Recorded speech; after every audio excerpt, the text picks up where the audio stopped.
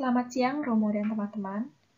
Pada kesempatan ini, kami akan menyampaikan hasil diskusi dan temuan-temuan materi dari sumber yang kami dapatkan berkaitan dengan permasalahan, fokus permasalahan, tujuan, dan alternatif tindakan dalam penelitian tindakan kelas atau PTK. Sebelum materi disampaikan, izinkan kami untuk memperkenalkan diri terlebih dahulu. Kelompok kami terdiri dari Katarina Sukatni atau Suster Dionisia dengan NIM 191134078, kemudian Meliana Elsie dengan NIM 191134083, dan saya, Nikadek Swandewi dengan NIM 191134088. Berikut beberapa topik presentasi yang akan kami sampaikan. Topik pertama yaitu menjelaskan mengenai permasalahan. Topik kedua berkaitan dengan penetapan fokus masalah. Topik ketiga membahas mengenai tujuan. Dan terakhir mengenai alternatif tindakan. Topik pertama dan kedua akan disampaikan oleh saya sendiri. Topik ketiga akan disampaikan oleh Meliana Elsie. Dan topik terakhir akan disampaikan oleh Suster Dionisia. Mohon teman-teman untuk menyimak dengan baik. Jika ada pertanyaan atau tanggapan, dapat disampaikan di forum diskusi grup WA. Masalah adalah kesenjangan atau gap yang antara yang seharusnya terjadi atau kondisi yang ideal dengan yang sudah terjadi atau kondisi real.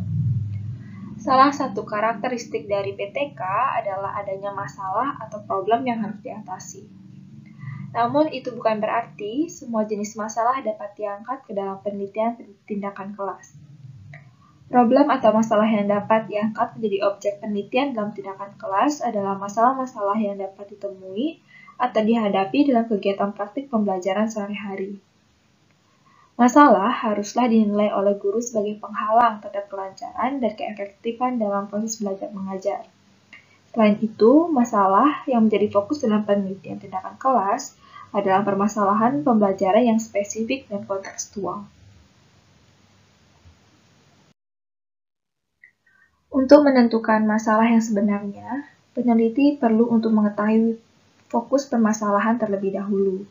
Berikut merupakan tahapan cara menentukan fokus permasalahan. Tahapan untuk menentukan fokus permasalahan dimulai dari merasakan adanya masalah, kemudian mengidentifikasi masalah, dilanjutkan dengan menganalisis masalah, dan setelah itu membentuk kerangka pemikiran atau paradigma, dan diakhiri dengan perumusan masalah. Tahap pertama, merasakan adanya masalah. Untuk dapat memulai penelitian, guru harus memiliki permasalahan untuk diteliti. Permasalahan dapat muncul dari ketidakpuasan yang dirasakan oleh guru pada praktik pembelajaran yang dilakukannya di kelas. Ketidakpuasan akan memunculkan kegelisahan. Namun, jika guru merasa puas dengan praktik pembelajarannya, meskipun terdapat banyak hambatan yang terjadi, akan sulit bagi guru untuk dapat memunculkan permasalahan. Oleh karena itu, guru harus melatih kepekaannya dalam praktik pembelajaran. Guru harus merasakan hal-hal yang menjadi kendala dalam praktik pembelajarannya.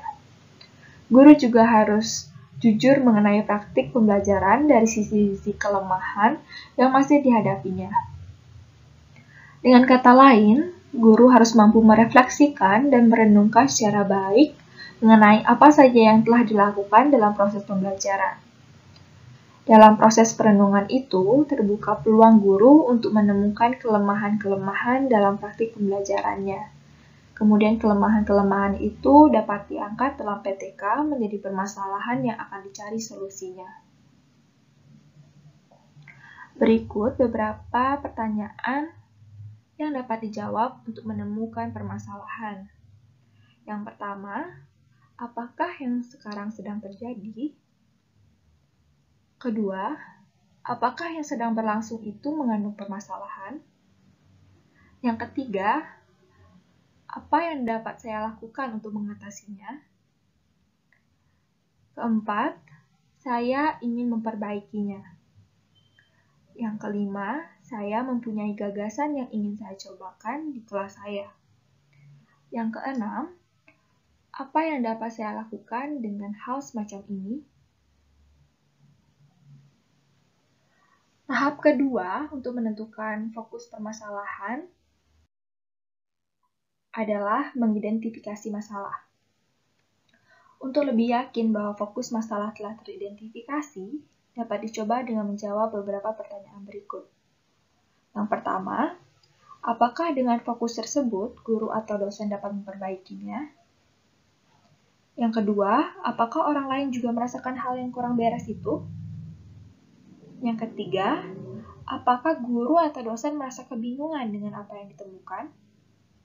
Yang keempat, apakah guru atau dosen semakin terdorong untuk mencari solusi untuk permasalahan ini? Apabila jawaban-jawaban terhadap pertanyaan-pertanyaan tersebut telah meyakinkan bahwa ada permasalahan yang perlu ditangani, maka masalah pembelajaran benar-benar dialami di kelas.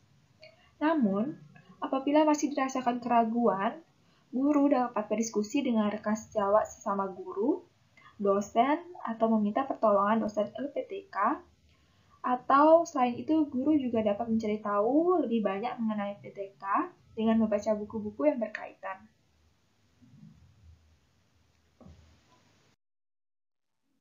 Tahap ketiga untuk menentukan fokus permasalahan adalah menganalisis permasalahan.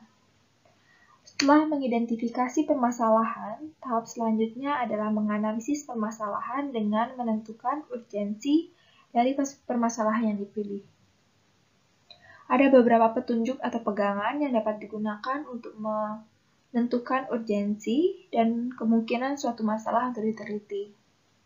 Yang pertama, pilihlah fokus permasalahan yang dirasa penting untuk diselesaikan bagi guru dan murid. Yang kedua, jangan memilih masalah yang di luar kemampuan dan kuasa guru untuk dapat diatasi, seperti misalnya merubah cara menentukan penggolongan siswa, atau mengubah teks buku paket TPS yang disusun dan diterbitkan oleh Departemen Pendidikan Nasional. Yang ketiga, pilihlah fokus permasalahan dengan skala yang kecil dan terbatas, yang solusinya dapat dicari dalam waktu yang singkat. Keempat, bekerja secara kolaboratif akan lebih baik. Berkolaborasi dengan mitra sangat berguna, antara lain untuk memberi dorongan dan semangat satu sama lain, dan mengembangkan profesi masing-masing sebagai guru dan pendidik. Yang kelima, pilihlah fokus penelitian yang relevan dengan tujuan dan rencana pengembangan sekolah. Tahap keempat untuk menentukan fokus permasalahan adalah membentuk kerangka pemikiran atau paradigma. Paradigma dalam ilmu hukum sosial dan kemanusiaan membantu peneliti untuk memahami fenomena tentang asumsi-asumsi dunia sosial, bagaimana ilmu disusun atau diorganisir, dan apa yang disebut masalah, penyelesaian masalah, dan kriteria pembuktiannya. Kerangka pemikiran atau paradigma adalah pandangan dunia atau world view dari penelitian untuk memahami asumsi metodologis sebuah studi secara ontologis, epistemologis, dan asilogis. Berikut contoh paradigma penelitian.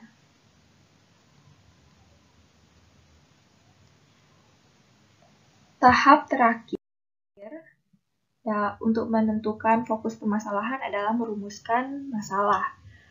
Setelah fokus masalah ditetapkan dan dianalisis menjadi bagian-bagian yang lebih kecil, selanjutnya perlu dirumuskan menjadi lebih spesifik dan operasional. Perumusan masalah akan membuka peluang untuk menetapkan tindakan perbaikan atau alternatif tindakan yang perlu dilakukan, jenis data yang diperlukan untuk dikumpulkan, dan prosedur perekaman serta cara interpretasinya. Baik, itulah 5 tahap dalam menentukan fokus permasalahan dalam penelitian. Tujuan penelitian tindakan kelas.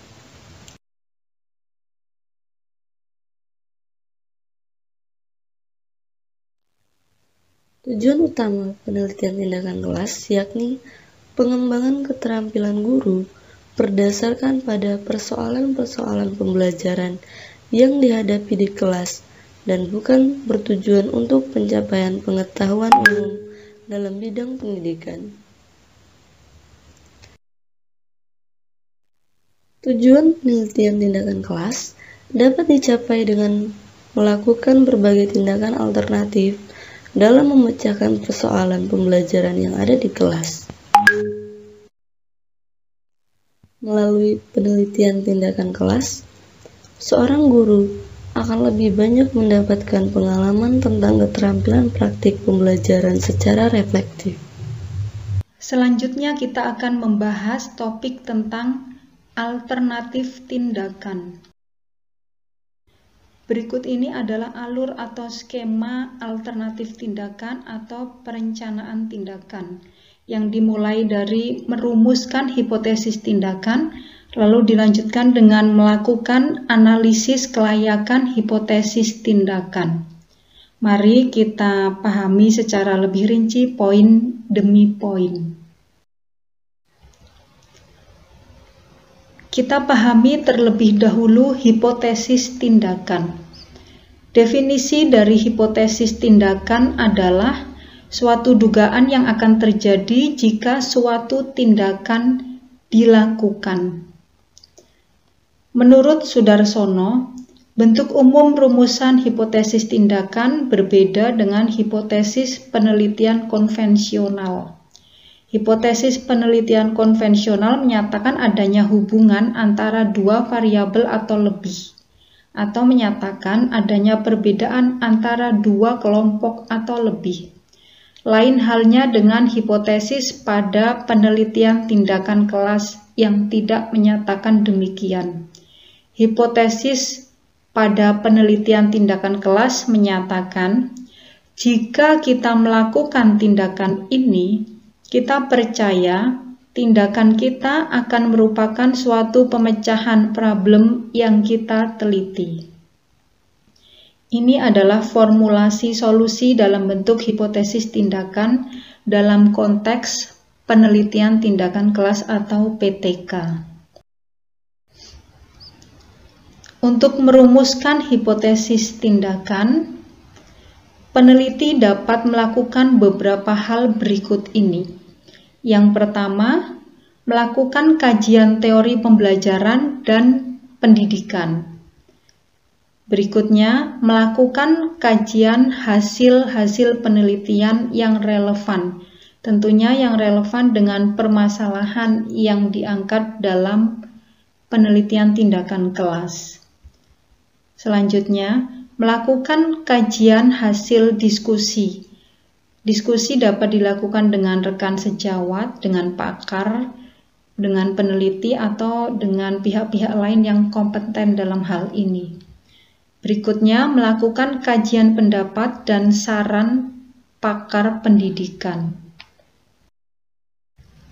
Ada beberapa hal pula yang harus diperhatikan dalam merumuskan hipotesis tindakan. Yang pertama, rumuskan alternatif tindakan untuk pemecahan masalah, tentunya berdasarkan hasil kajian yang telah dilakukan pada tahap sebelumnya. Selanjutnya, mengevaluasi alternatif yang diusulkan. Yang dimaksudkan di sini adalah bahwa setiap alternatif pemecahan yang diusulkan perlu dikaji ulang atau dievaluasi dari segi bentuk tindakan dan prosedurnya, segi kepatutan, kemudahan, kepraktisan, keoptimalan hasil, dan juga cara penilaian. Berikutnya, pilih alternatif tindakan paling menjanjikan.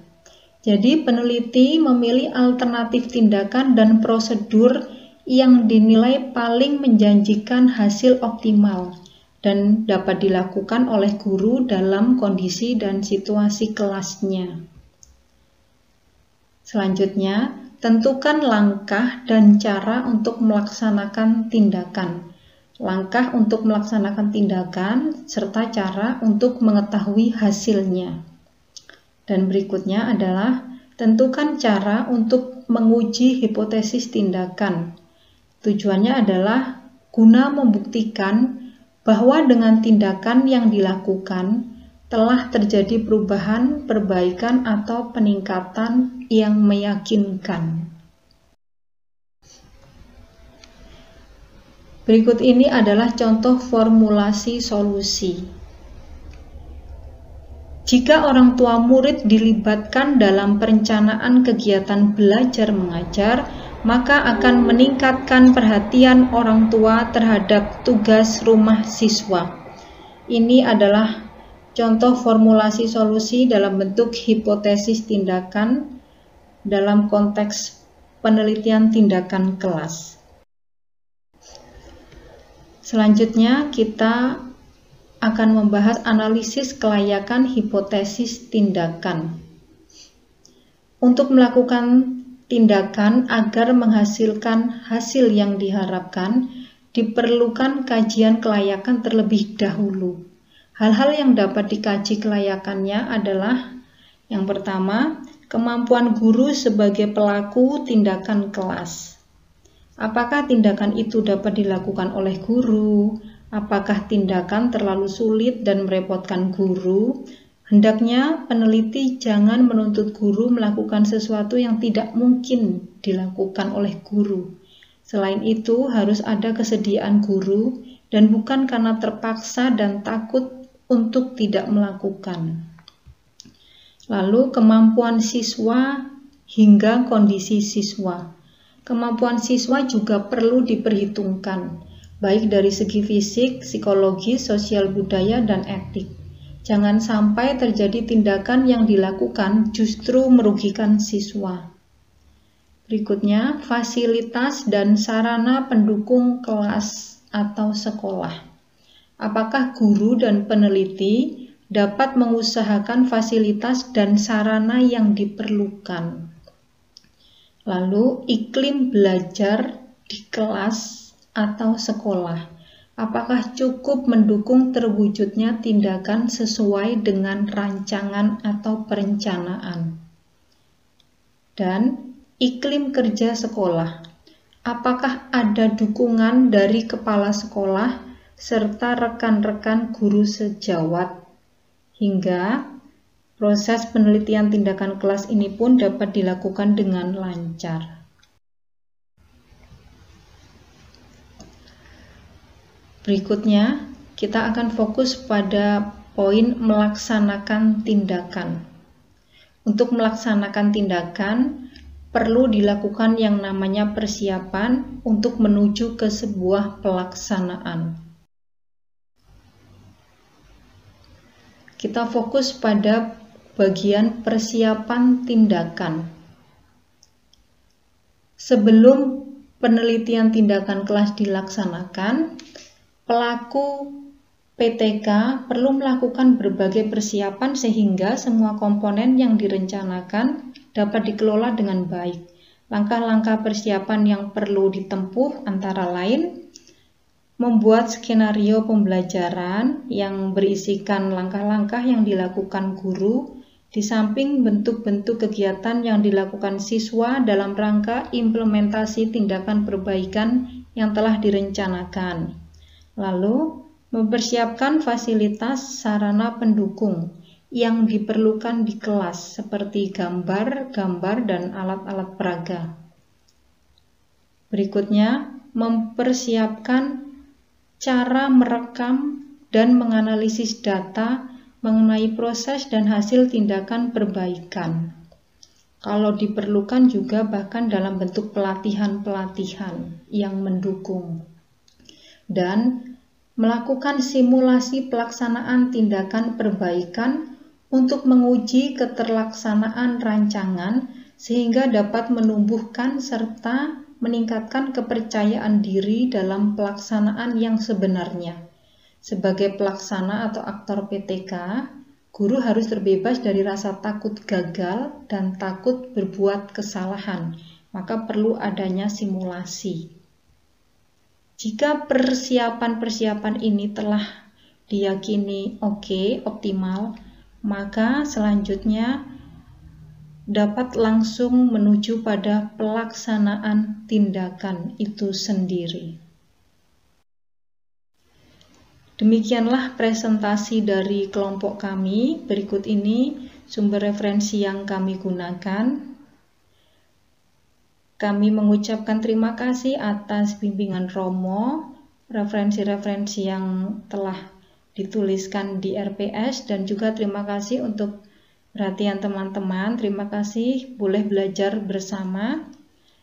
Dan kami mohon maaf jika ada kekurangan, kesalahan dalam proses penyampaian materi atau presentasi yang dilakukan oleh kelompok kami. Kurang lebihnya kami mengucapkan terima kasih.